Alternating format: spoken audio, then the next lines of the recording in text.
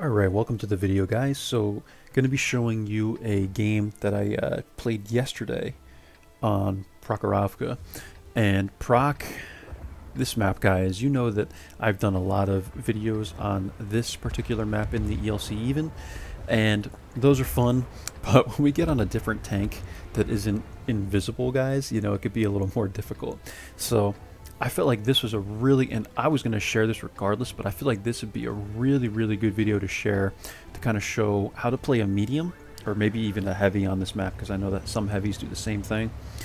But we're going to go to the mid on this map, guys. And in the 85M, I mean, this is a great spot, because what happens, especially on encounter mode, guys, is you have your enemies spawn here and they come over here and they sit right here. And a lot of times, if they're not very good players, they'll just keep poking back and forth, back and forth. And that's what happened in this game. And I was a little concerned that the setter might spot me there, but it doesn't look like he spotted me. I couldn't remember if he did or not. But anyway, guys, I'm going to speed this up because this is a long video. It's Prok. You know this is going to be a fairly long video. So I'm able to get a shot on the setter there as he's crossing, and I track him as well, and someone else gets a shot. So that's really good. He becomes a bit of a nuisance towards the end of the game, you'll see. So getting rid of maybe a third of his HP there was a great start.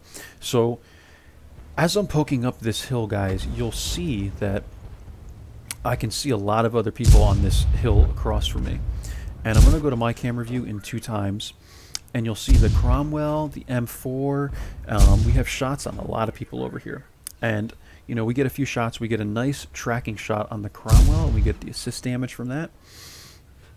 And really all we're doing here, guys, is just picking these guys off as they keep coming up the hill. And, that's really all we're doing here. I mean, this is such an easy play for us, and really, we're up to 1,200 damage already, which is a good game, guys. And we're really just looking for shots here.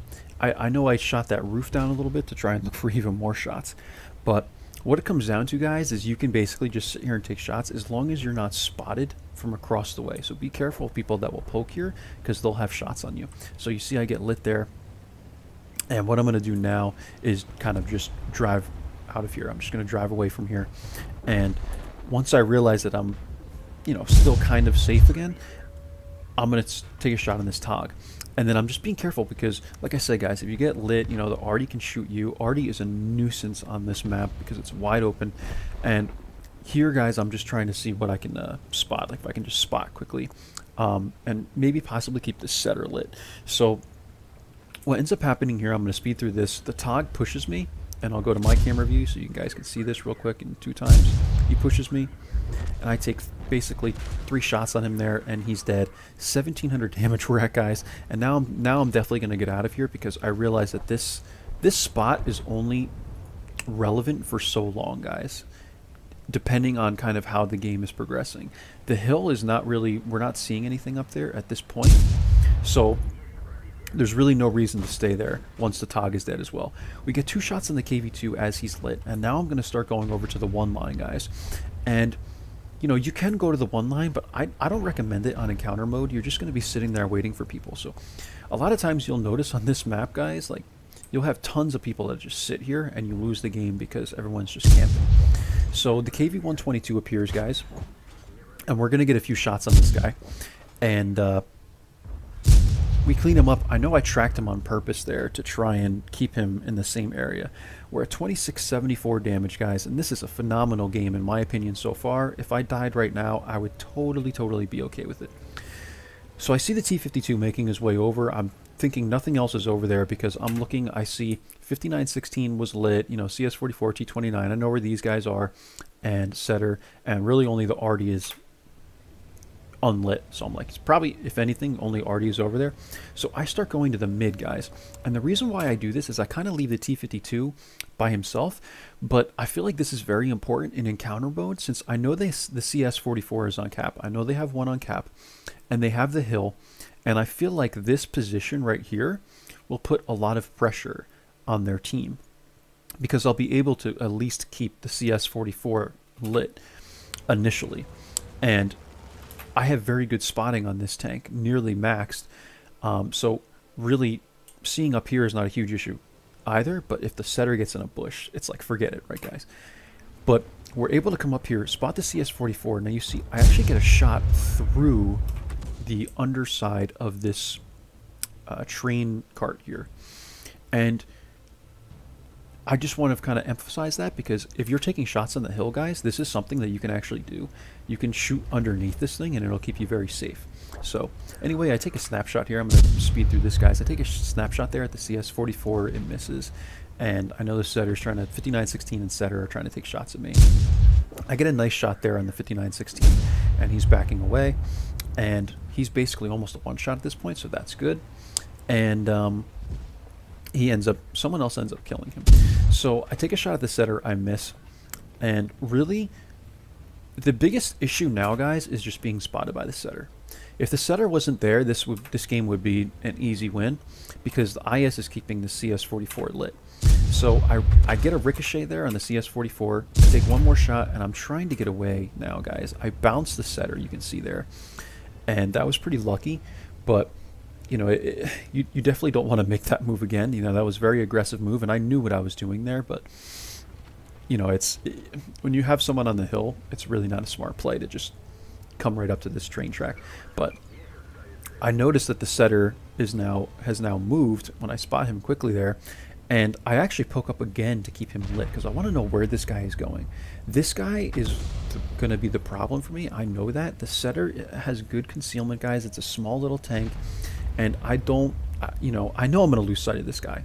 Actually, you know, I'm definitely, he's going to run away from me, but I want to at least have a good idea of where he might be. So now I know his last location is here. Chances are he's going to come around, back up this way, and go onto the hill. That's what I would do if I were him. Now, I get a shot at the CS-44 here, and then I get another fairly lucky shot, I would say, there. And I'm able to kill him.